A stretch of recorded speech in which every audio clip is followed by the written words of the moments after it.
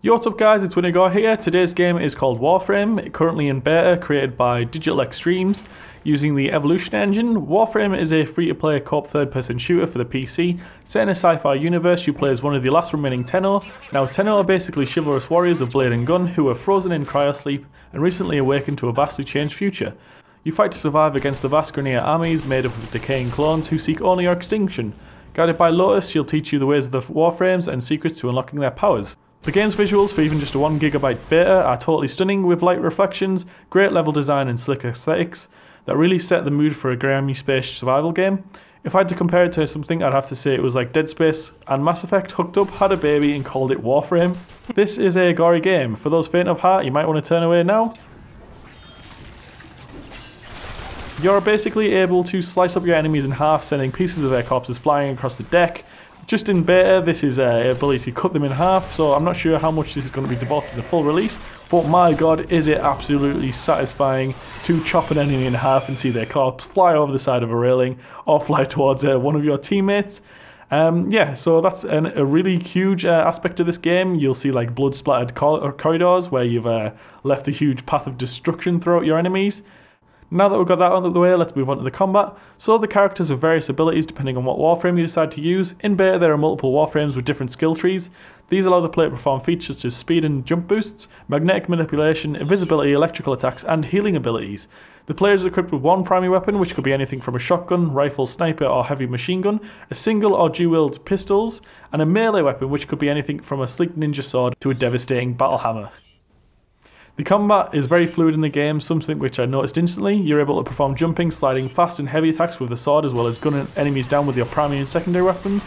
Mixing with these abilities makes for a really awesome experience. For example, you're able to sort of jump, roll, slide and then dive into an enemy to be able to pull off a sort of like a crouching slash attack, which will chop your enemy in half, which is quite cool to do, or a jumping slash attack, which will perform a huge slam.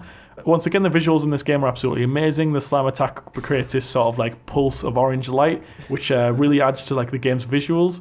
Lots and lots of minor details included in this game, which really create like a hugely immersive experience. It's a very professional game. I'm extremely surprised, I might add, that I had no idea about this game. I didn't know anything about it. I played it and was absolutely blown away by how well it was made. For a game that I haven't actually heard a lot about, it's sort of on the level with what I'd have expected from a AAA title. Or a AA title even. So the next thing I move on to is the gameplay. I found the co-op extremely fun. The experience is shared, meaning it's fair for all players. The game's easy to get used to since the map gives you clear enough directions, and you're also able to set markers so that other players can see where items have dropped. The game has a few environmental features you can interact with, such as space stations, windows in the first solar system can be shut out, dealing damage to all enemies in the areas. Just don't get trapped in the rooms for too long, because you will turn into a popsicle. To fix your damage, you will need to hack one of the terminals in the game directs you towards. To bring down the shutters in the windows, you'll do this by solving a quick puzzle. It's basically just connecting some of the lines up. It can be quite frustrating if you're in the middle of combat and you need to quickly hack something to stop your whole team from dying. Yeah, but I advise not shooting the windows out for this instance.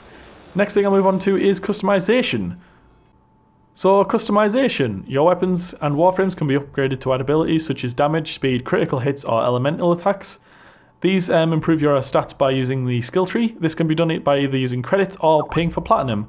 Now platinum basically is the in-game paid for currency which you can buy. You can do that on the site currently by buying a founders pack, which will give you a huge benefit on actually buying platinum.